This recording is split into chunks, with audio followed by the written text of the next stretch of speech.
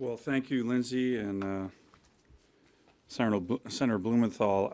I'm going to kind of repeat a little bit of what both just said, but the issue of Iran's role in October 7th has been debated in the intelligence community. We certainly asked about it when we were on our trip in Israel and Egypt and Saudi Arabia.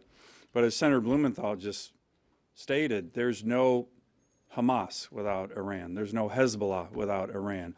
There's no Houthis without Iran. Those groups are funded, trained, and supplied by the Iranians. That is a fact.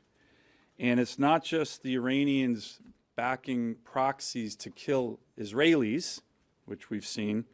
They have been killing American citizens for decades. I don't think it gets enough attention, but the Quds Force was supplying Iraqi Shia militias with very sophisticated IEDs starting in about 2005, 2006, 2007. The numbers of American soldiers killed and wounded, over 2,000. That's directly related to the Quds Force, the Iranians, Soleimani, over 600 killed. Our men and women, the best of this country, killed by the Iranians. That's recent history, by the way. So, I have been very critical of the Biden administration's policies towards Iran. But what we're doing today is we're looking forward.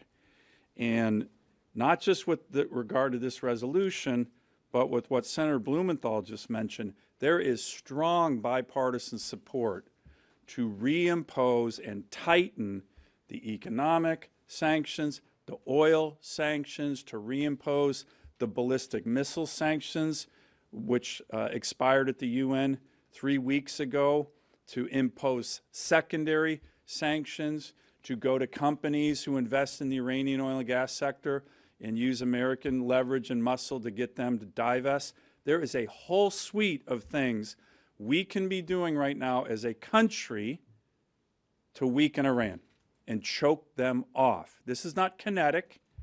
This is just good old-fashioned, hard reimposition of serious sanctions.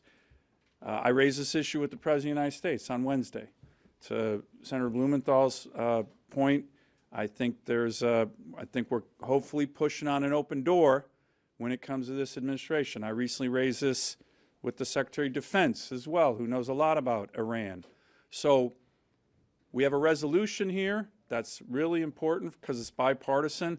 I recently sent a letter with a number of senators to Secretary Blinken focusing on this economic sanction, oil sanction, ballistic missile sanction component of levers of American power relative to Iran.